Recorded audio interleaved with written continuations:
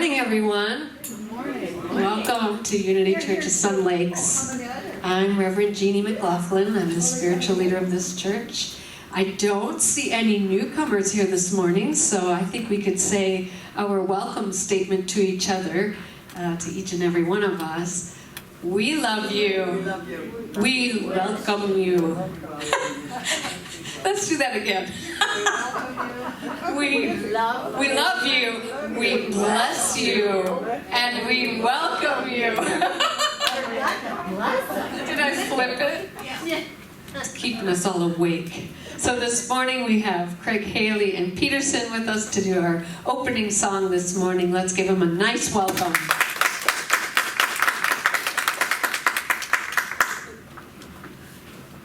Good morning. Good morning. I know, sing loud. That's what I've heard. That's fine. Is that okay this time? I turned the microphone up. So. Yeah.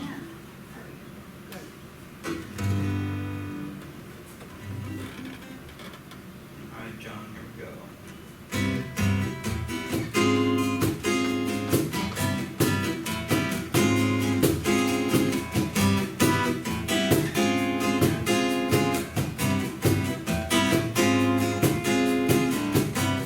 I feel the presence of love in this place. Feel the wonder and the mystery. I feel happy. I feel great 'cause I feel love in this place.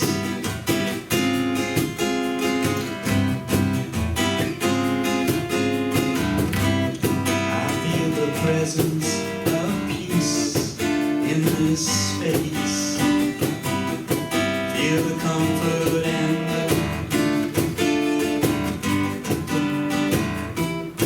I feel warm and I feel so safe 'cause I feel peace in this place.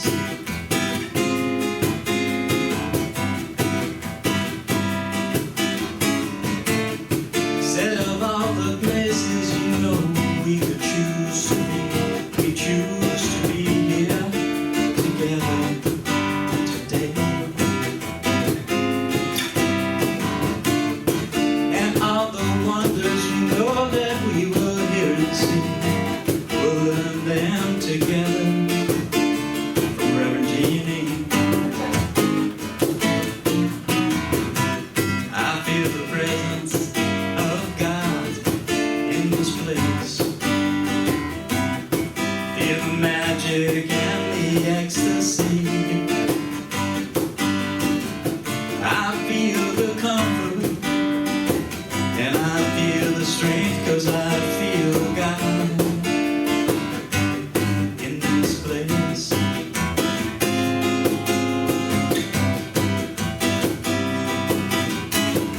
Well, of all the places you know that we could choose to be, we choose to be here together today. All the wonders, well, that we will learn today, we'll learn them together, you and me. I feel the presence of God in this place. I feel God's power and the ecstasy. I feel the warmth, you know, and I feel safe 'cause I feel love. I feel peace and I feel God in this space. In this place, in this space. Yes.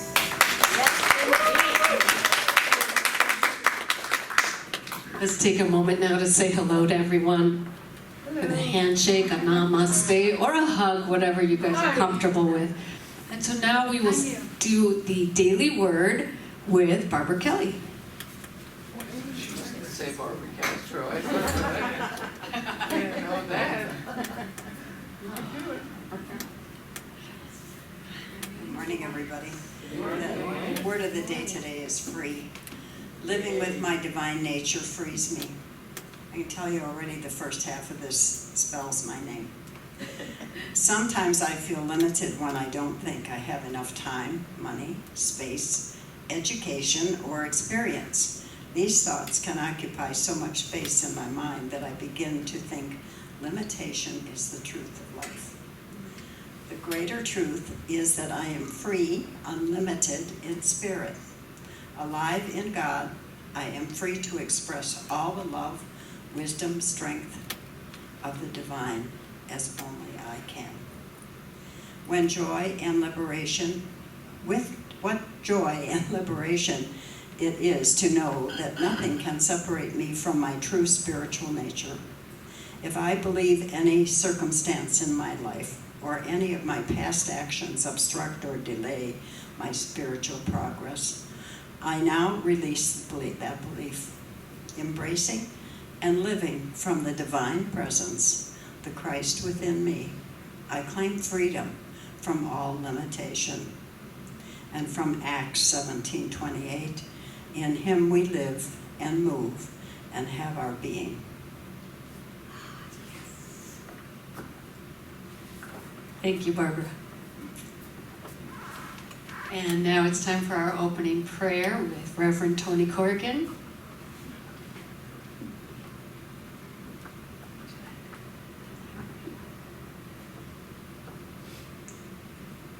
We've already had prayer. We've had prayer and music and prayer in the daily word. So let's just close our eyes, relax into that divine presence that flows into and through every part of creation. One presence, one power, one mind. And that mind is one with each one of us.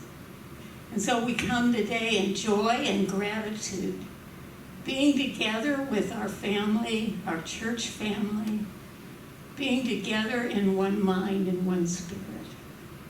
We are open and receptive to exactly what we need at this moment in time.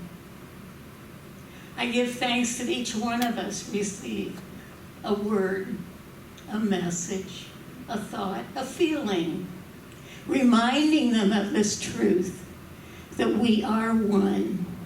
We are one in the presence of God. And we release this prayer knowing it is the truth. Thank you, thank you, thank you. Amen. Thank you, Tony. And now we will have some music before we have our meditation, which will be done by Reverend Maria Blanding today. So let's get centered.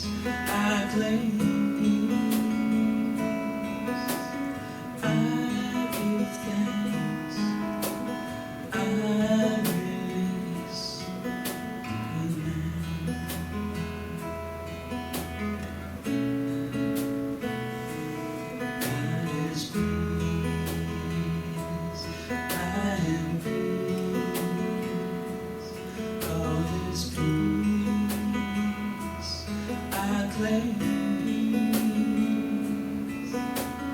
I give thanks. I release.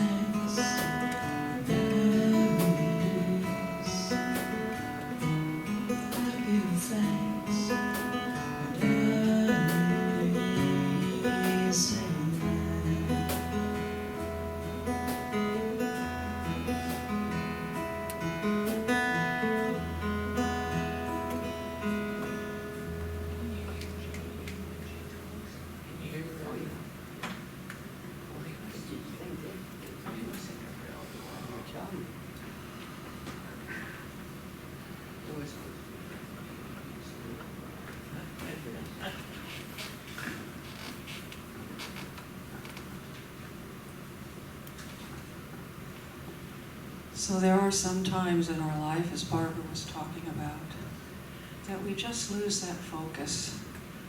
I sometimes call it my monkey mind, where we just can't get in touch with that divine feeling. So this meditation this morning is about a method of helping us to reach that higher connection. So begin to focus your attention inward on the position and alignment of your body, and allow your body to find a posture that is erect yet relaxed, with your spine slightly elongated. Place your feet flat on the floor or the earth, and bring your attention to the bottoms of your feet, and notice the sensation of making contact with the ground. Imagine that there is an energetic opening in each foot, and breathe through these openings, bringing fresh, nourishing energy up from the earth into your body. Breathe. And as you align your body in this way, a natural breath may flow, one that is deeper and fuller than usual. Focus on the breath coming up through the midline of your body, and from where the earth, through the tailbone, up the spine, to the head, and up to the top and out, through the crown, like a blowhole of a whale. And as you breathe out, follow the same pathway through the midline and allow the air to exit through the tailbone. And feel your connection with a larger energetic space. A connection with a universal whole.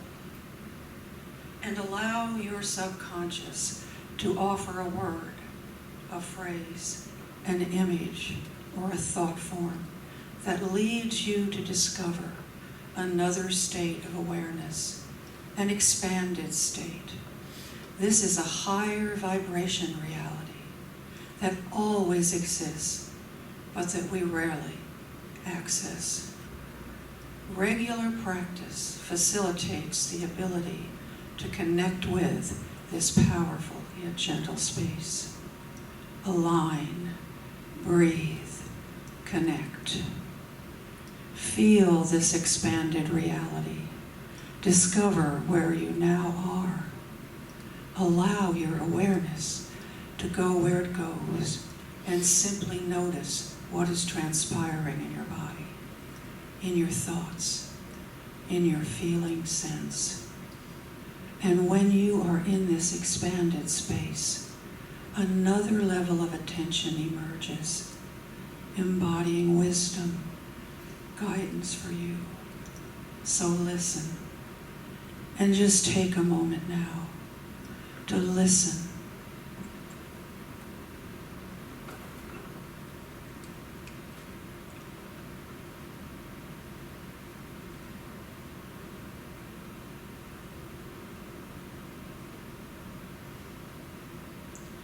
And now it's time to begin bringing yourself back into the room, back into presence here.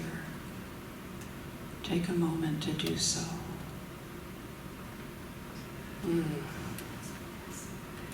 now let's say the Lord's Prayer together. Heavenly Source, Thou who art everywhere, hallowed be Thy name or Thy vibration. Thy kingdom come, Thy will be done, here, now, and forevermore. Fill us with the power of Thy mercy, and free us from the fritters with which we bind each other.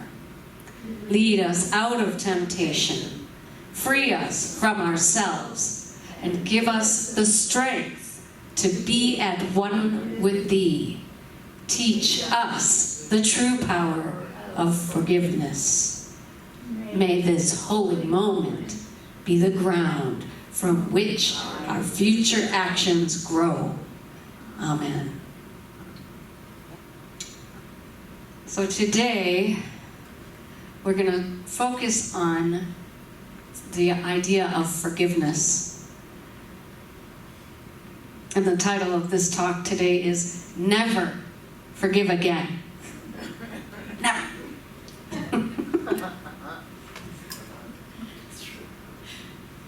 As above, so below. And be ye in this world, but not of this world. These are the things that we are exploring this month. And we're calling it Marrying Heavenly Ideas, Higher Truths, Deep and Profound Spiritual Concepts. And that's the as above, not of this world part. But with our earthly, worldly experiences, and that's the so below part of this world.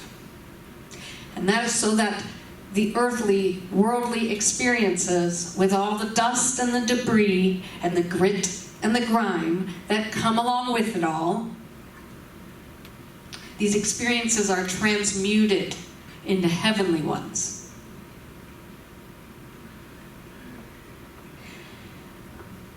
So the talk title, Never Forgive Again, is kind of provocative. And I bet it may pique some of your interest, and you may have really liked it, because I know how some people feel. Don't be asking me to forgive.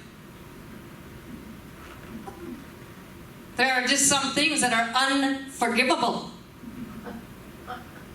In fact, for some of us, forgive is a 4-letter word. So the idea of not having to forgive, it might be very appealing for some of us. But I'm afraid to tell you that you are not going to be off the hook.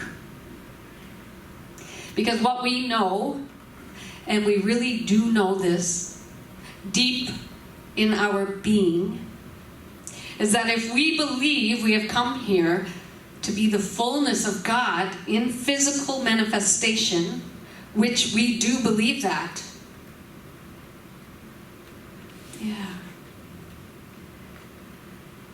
If we believe we are here because God incarnated as you and me, which we do believe that.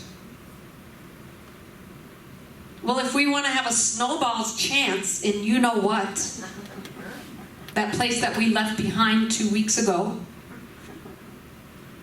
to actually live from that, to actually express our true nature, then anger and hurt and resentment and blame, yada, yada, yada, they cannot live in us.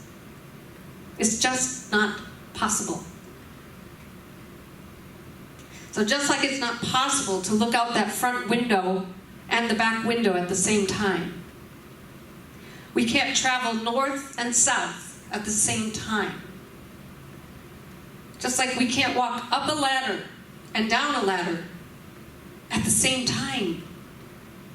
We cannot be an expression of love and carry anger and hurt and resentment, blame in our hearts. It just can't happen. And we really do know that, don't we? And so I want to know, are you willing to open your minds and your hearts this morning to a new as above perspective of forgiveness? I see some heads bobbing. Are you willing to see beyond what our human eyes can see? Really, I'm asking, are you willing this morning to marry heaven and earth in a very deep and profound way today? Because today we will explore a powerful practice that, when applied in a regular and consistent way in this earthly experience, may take you to the heavenly place of never needing to forgive again. At least the forgive in the traditional sense. And even what I'm calling the spiritual sense. And we will define both of those more in a few moments. So that practice is called radical forgiveness. And it was brought forth by Colin Tipping in his book of the same name. How many are familiar with Colin Tipping? Oh, this is so exciting. Oh, you guys are in for it. So what is radical forgiveness? This is what it says. Everything occurs in our lives. Everything, capital everything, so that we might have an opportunity to awaken to our spiritual truth and live from our divine nature. And when we look at it from that perspective, there really is nothing to forgive. Nothing. Which is another way of saying that everything happens for a reason, and that reason is always there to support me.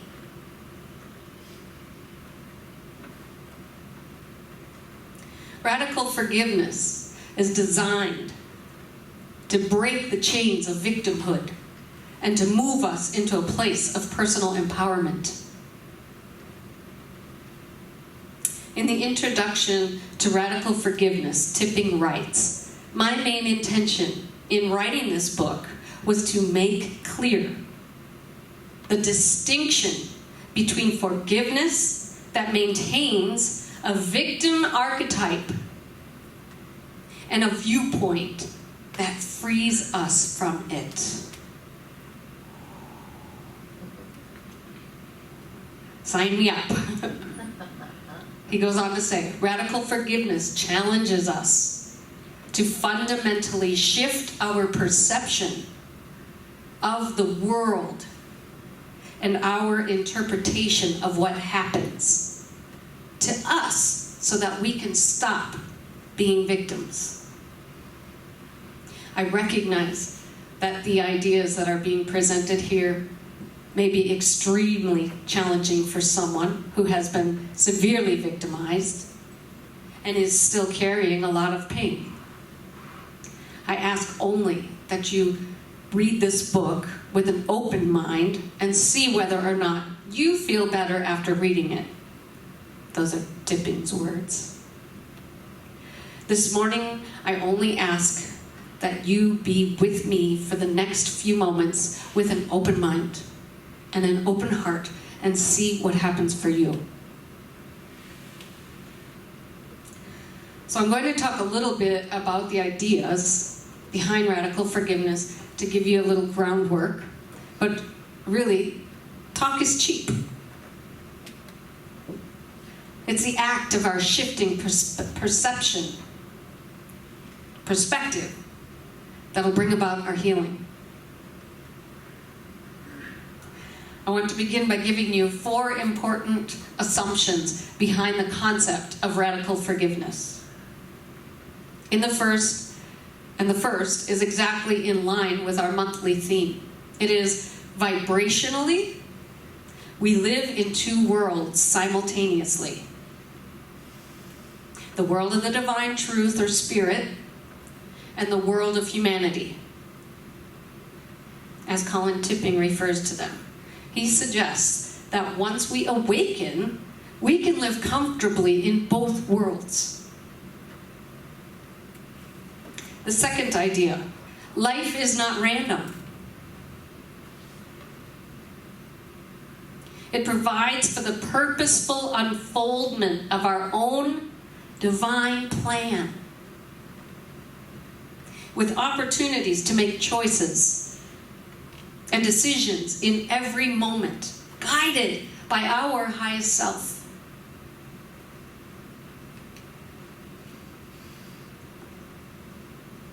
So explore for a moment what is meant by our own divine plan. What is that? Some preordained set of conditions? No. Our own divine plan is for us to awaken to our own divinity.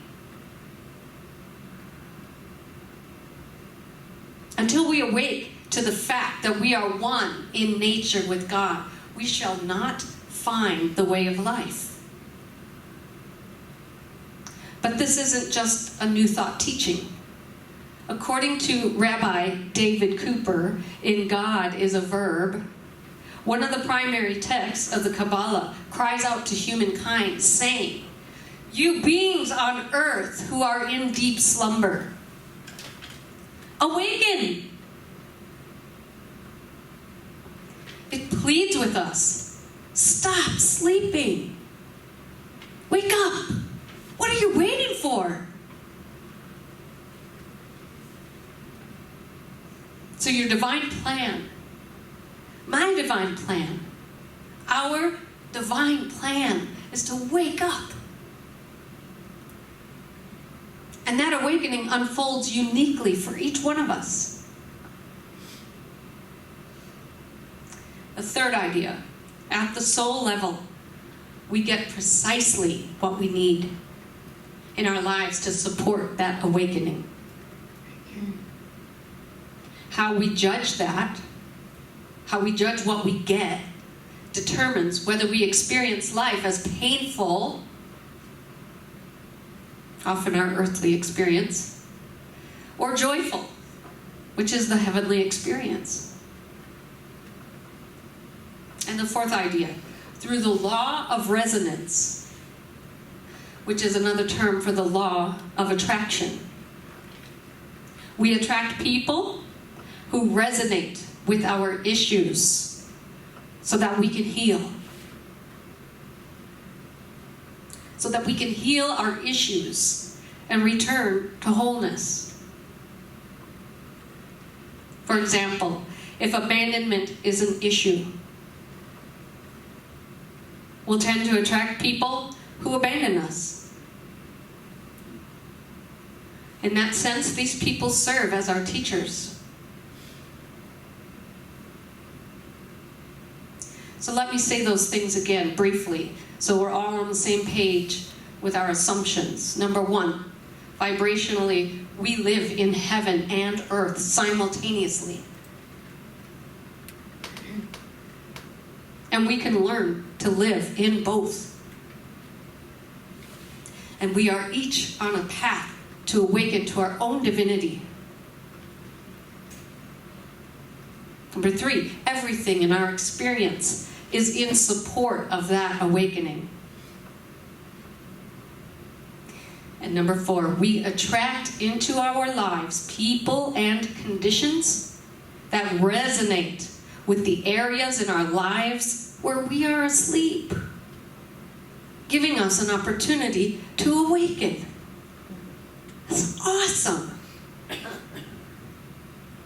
Of course, whether we do awake is totally and completely up to us.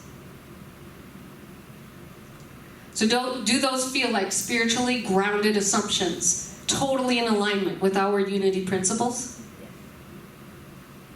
Yeah.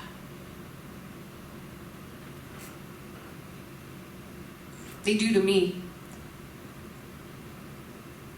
So how is radical forgiveness different from traditional forgiveness, or as I put it a moment ago, spiritual forgiveness? Traditional forgiveness. You're a complete jerk, but I forgive you.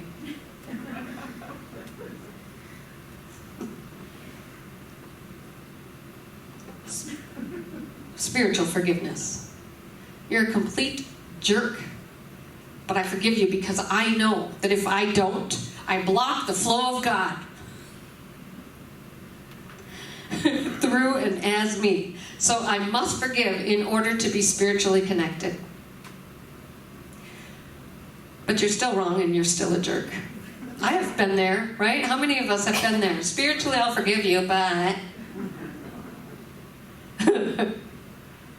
Funny how that peel of the onion keeps coming back then. Keeps coming back because we haven't truly forgiven. So radical forgiveness is, wow, maybe you're not a jerk at all. In fact, I realized that my soul called you into my experience so that I could awaken more fully to my divine self. Thanks. Thanks for showing up the way you did.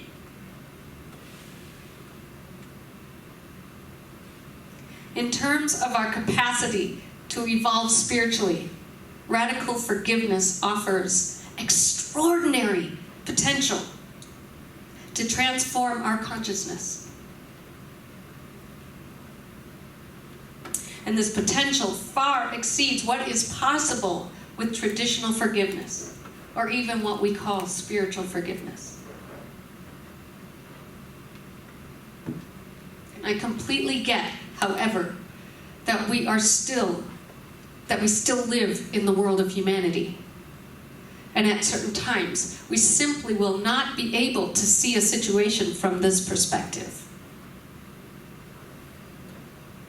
When we find ourselves immersed in deep pain over a situation, it is virtually impossible for us to move into radical forgiveness. When we have recently experienced harm at the hand of another, we can't begin to wrap our minds around the idea that this is part of the unfolding of a divine plan. And it is cruel, and it's actually cold to suggest that to someone in the midst of their pain. But now, here is a deep, profound spiritual truth. If we stay enmeshed with our wounds, we remain victim all our lives, and the awakening will not happen.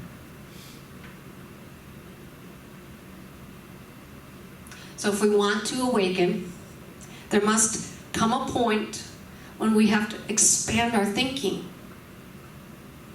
to consider the possibility that perhaps, just perhaps, the circumstance came into our lives to support us. That our awakening is, in fact, contained in this situation.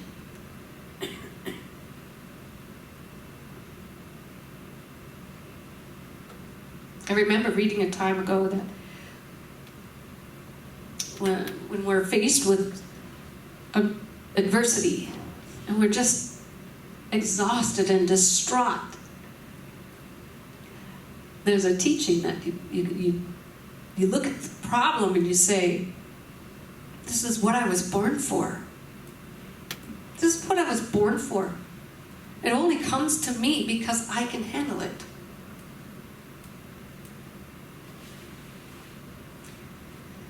There's a ritual in the Navajo tradition to prevent people from staying enmeshed in their wounds, while recognizing the need for people to speak of their hurt and have them witnessed by the group. They understood that speaking too much about wounds gave the wounds power. Therefore, if a person had a wound or a grievance to share, the tribe would meet and the person would be brought into the circle. This person was allowed to come in and out of the circle 3 times to air his grievance. And everyone listened with empathy and compassion. On the 4th occasion, however, as the person came into the circle, everyone turned their backs and they shouted, "Enough." They would say, "We have heard you express your concern 3 times. We have received it. Now, let it go. We will not hear it again." I think 3 times telling a story is a good number. How about you?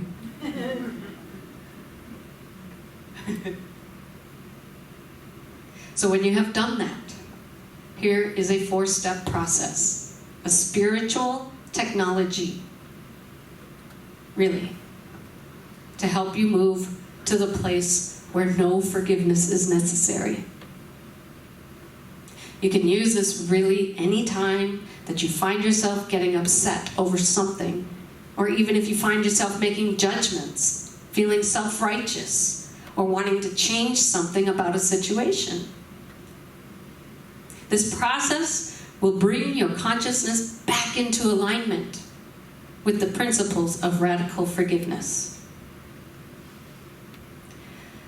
Now, before I give you these 4 steps, I invite you to think of a situation that is not resolved in your heart. Somewhere you are carrying some hurt or resentment or anger. Someone or a situation that cannot walk through your mind unharmed.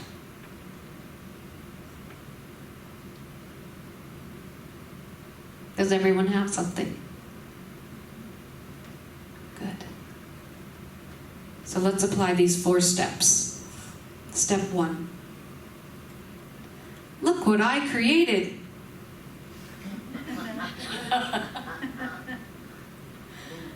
This first step reminds us that we are the creators of our reality.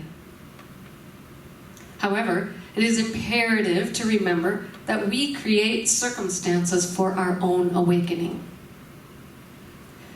So do not assume guilt for what happens. Being quick to judge, we often use this step as a way to beat ourselves up.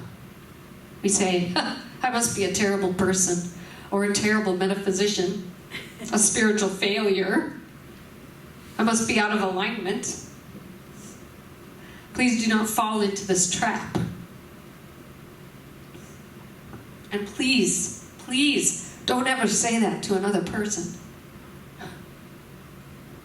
I cannot tell you how uncaring it is. Yes, you created this situation, and you, your soul, brought it into your experience so that you might have an awakening, not so that you could beat yourself up. Okay, step 2. Notice your judgments and love yourself for having them.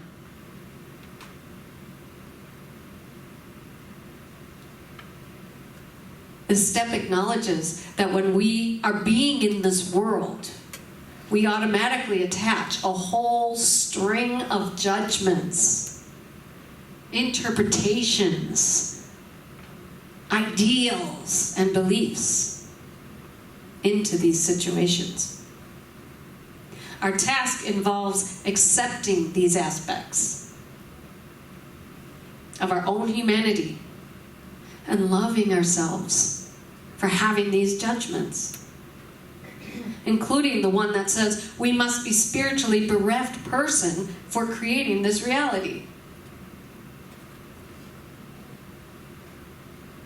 Our judgments are part of ourselves. So we must love them as we love ourselves.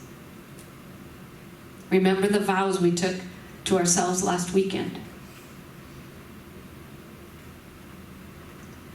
Doing this connects us with what is actually happening in our body and our mind, and brings us into the present through our feelings. Our energy then shifts quickly and allows us to go to the third and fourth step of this process. Step 3. I am willing to see something bigger going on than just the surface situation.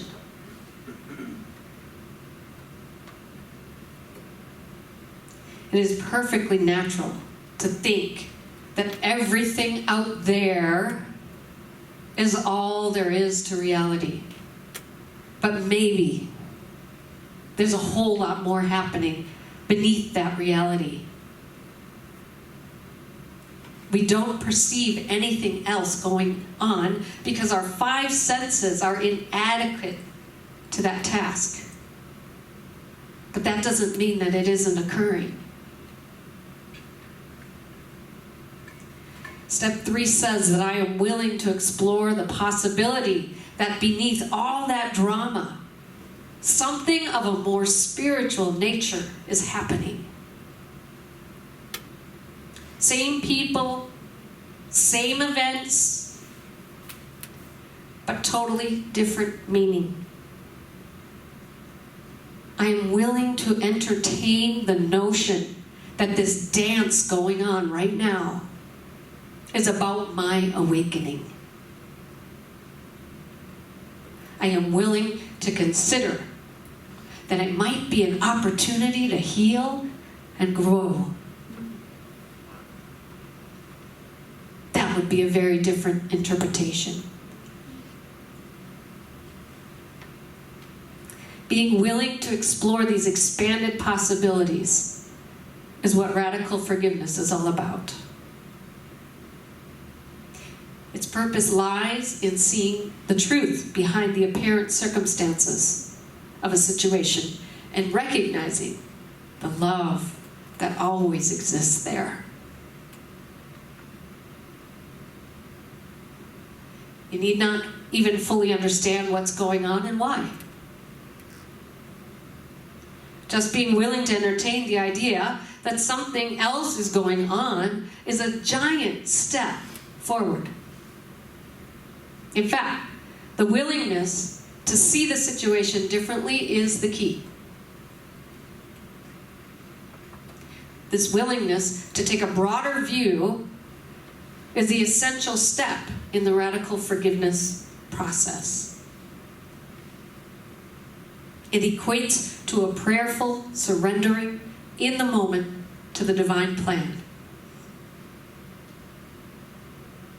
Tipping suggests that 90% of the healing occurs when we become willing to let in the idea that our soul has lovingly created the situation for us.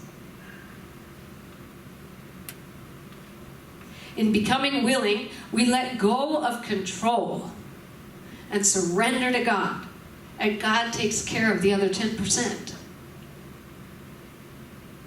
If you can really understand at a deep level and surrender to the idea that God will handle this for you,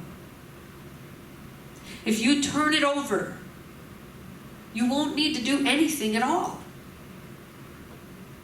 The situation and your healing will both get handled automatically.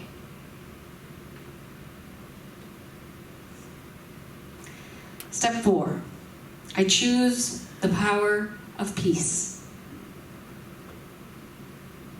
This fourth step represents a consequence of all the previous steps. By accepting that divine purpose is served in this situation, and that what appears to be occurring may be illusory. We choose to feel peace and to use the power of peace in whatever actions are required of us. The power of peace is found when we are fully present in the moment, acting with clarity and focus to do whatever may be required, and being completely aware of our feelings. So, we're going to go through that 4-step process again, using whatever issue you thought of before, only with less talk from me and more introspection from you. Step 1. You have your issue. Step 1. Look what I created. Step 2. Notice your judgments around it and accept and love yourself for having them.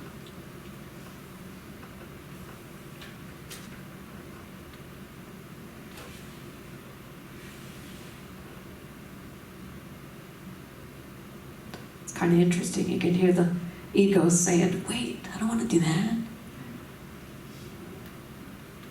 Step 3, be willing to see something bigger going on than just the surface situation.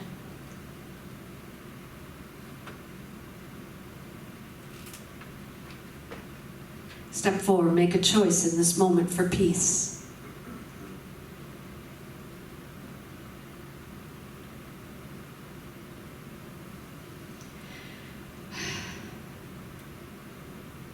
I hope you can feel that. I feel lighter about it. We go back and focus on our feelings now about the whole situation. And notice that you're not where you were in the beginning. And so this morning, we have taken a higher view of this idea of forgiveness. Realizing that the highest viewpoint there is the place where there is no need to forgive. This morning we have stood on that higher ground together. And even if we can't stay there all the time, at this point in our spiritual evolution, at least we know that it's there. Because once we've been to the mountaintop, we can't go as far down in the valley as we've been before. And so we can rejoice in that. So let's say our affirmation together. I am willing to see beyond what the human eye can see. Yes. And so now let's prepare for our offering. I wanted to acknowledge that today is the last day of the 90-day tithing challenge, and so I want to thank those of you that participated in the tithing challenge. I myself had great insights through that process, and I hope those of you that participated did as well.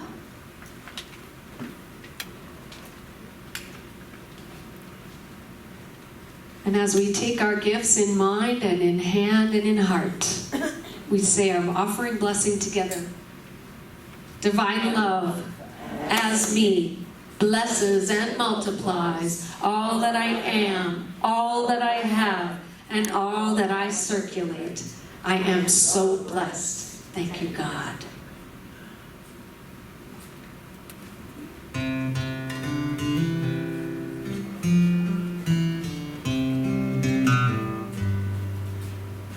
So blessed, I am so blessed, I am so grateful for all that I have.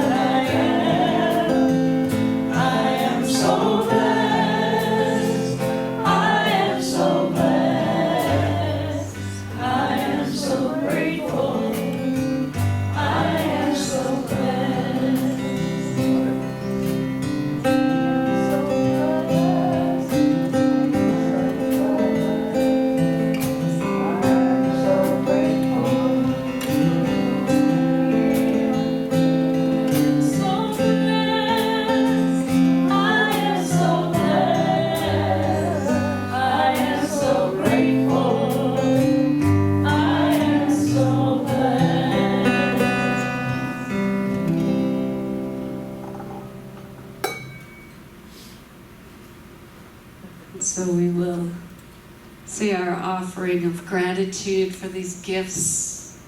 Thank you. We give thanks for these many blessings of today, and know they are but a symbol of the inexhaustible substance of the universe. I give thanks that 10 times this much is now on its way to me and quickly manifests in perfect ways. Thank you, God. And let's see, our announcements today. We do have our membership meeting after church today. All are welcome, even if you didn't sign up. We'll be meeting in the back tables over here after church. And next week as well, we'll have Reverend Tony will be teaching today the 5 Unity Principles. Very excited about this to come together and share. And it's interactive. We want to hear from you as well. So it'll be fun. And then, let's see, announcements. Do we have any other announcements? Betty has an announcement.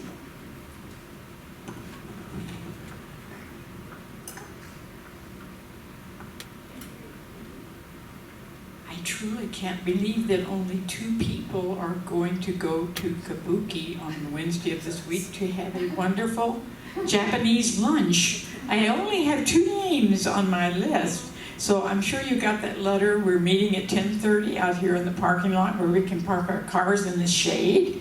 And we're going to go up to the Tempe Town Center and have a wonderful lunch. So let me know if you want to go, because we don't want to go off without somebody who intended to go. Thank you. I never even heard of it. You should have gotten a letter.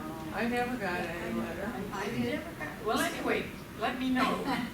I think Reverend Julia sent out an email about it for lunch, so I'll ask her to resend it. Anybody else? Okay.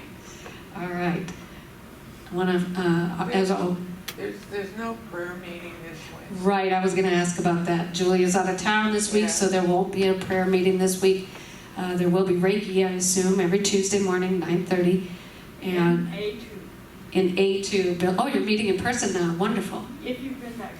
If you've been vaccinated. Okay, wonderful. And then our prayer partner for today is Reverend Juliet Bristow. She'll be over here if you would like personal prayer. And we have the prayer box over there as well. Just a reminder that we will send those prayers up to Silent Unity. You will be prayed for 30 days. I want to thank Mark Meeker for showing up every day, week after week, getting us all set up. Thank you, John, for your sound skills. Appreciate you.